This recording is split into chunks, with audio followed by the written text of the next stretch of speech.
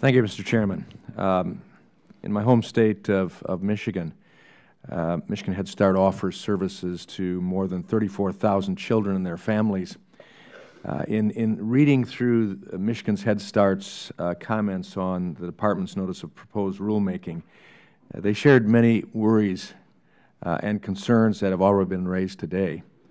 They also recommend alternatives for implementation of the rule and ask for increased flexibility in order to mitigate the estimated lost opportunities for children and families, all while still dedicated to finding ways at the local and state level to strengthen the quality of their programs. Mr. Chairman, I would like to ask permission to have their letter put into our document. Without objection. Thank you. Dr. Nolan, on the basis of your extensive experience in the field and with many, many children and families, could you share further your recommendations for alternate implementation and maybe even more importantly, increased flexibility in the proposed rule that would allow your program to strengthen and improve? In many ways, what we need is already in place, but we are not able to get to it. In a culture that has shifted over the last decade toward catch people doing something wrong as opposed to build on strengths, there is a wonderful book out called Soar with Your Strengths. And that particular book speaks to the notion of investing and growing up the things that you are really good at as opposed to trying to cover the things that are weakness areas. All of us have weaknesses. We all need to work on those. What we need to be doing is investing in building on strengths so that we can take parent involvement, and arguably we are one of the best organizations in existence on involving parents, and we could be better. We need to have system recognition of those who are surpassing performance standards. And what is getting back to the proposed rule specifically, what is the proposed rule doing differently than that? Well, at this point, the proposed rule would lessen the role of parents, which is a direction we don't want to take. We want to look at how to make that work better. It overlooks possibilities that have really not even had form of discussion. As we think about dual generation, how can we get better at that? And there's very little credit.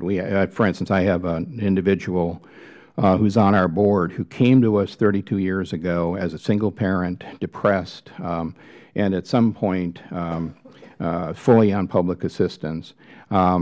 Basically, as he found Head Start and we kind of induced him into involvement, and he will tell you, I have his story, that he was dragged kicking and screaming in.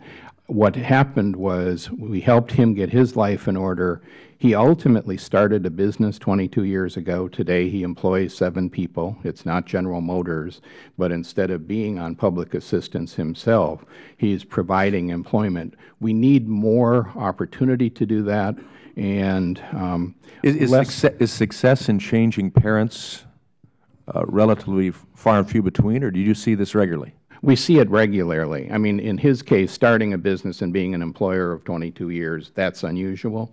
But seeing the progress of parents is pretty much universal. I mean, we remember that we go out and recruit the least likely to succeed. So lots of chaos going on in people's lives, lots of challenges, and because of the limited percentage of people who can make it into Head Start, those who do are very, very high in need. Ms. Sanchez-Fuentes, let me just, and I appreciate those comments, and I want to labor further on that.